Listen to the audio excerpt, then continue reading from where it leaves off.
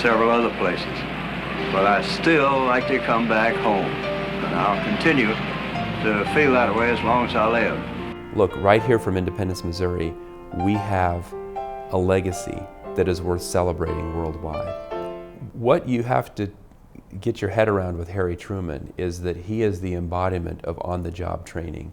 He becomes president on April 12th of 1945. By August of that year, 4 short months later, the bombs have been dropped and the war is over. Commitment, honesty, loyalty, responsibility. Harry Truman was born in Lamar, Missouri, about 120 miles from here, a couple hours down 71 highway.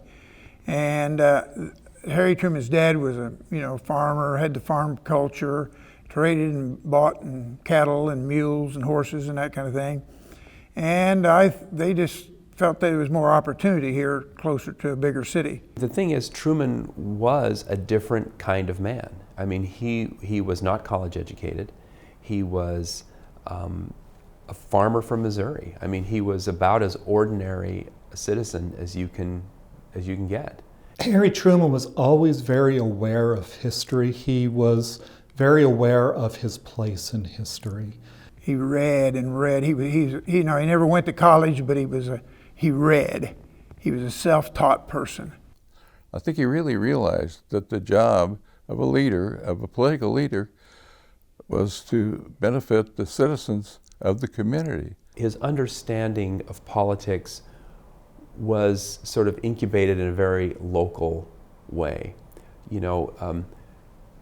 Improving the roads in Jackson County is a real thing. They called it a judge at that time. Today you would call it a county commissioner, basically. He judged over contracts. And one of the lines that Harry told Pendergast, he said, "Yeah, you'll get the bids if you're the lowest one." One of the most important moments in Harry Truman's life is World War I. He comes to the office already with a global perspective. I think he changed the nature of the presidency.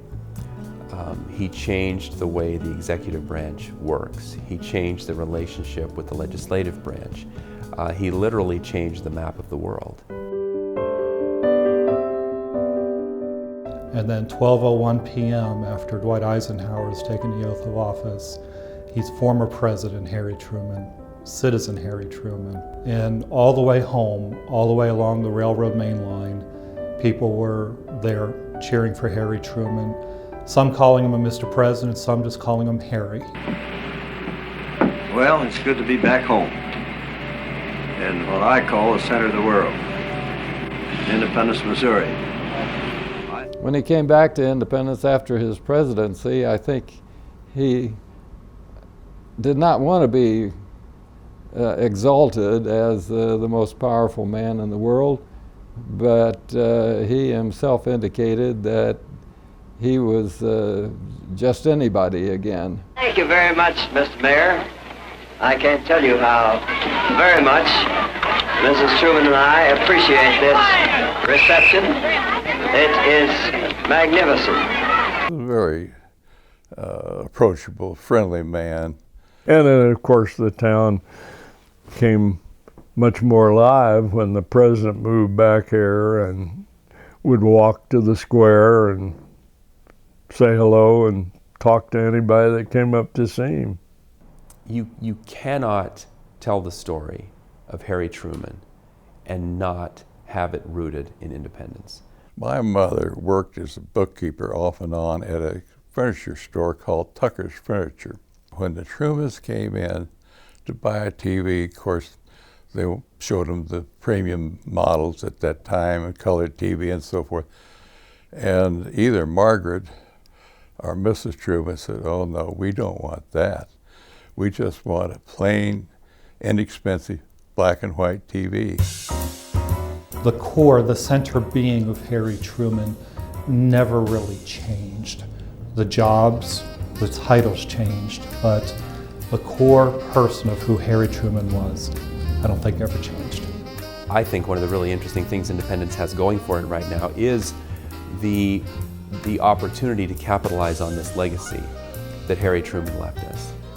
I think no matter where you go in the United States, independence means Harry Truman? Harry Truman means independence.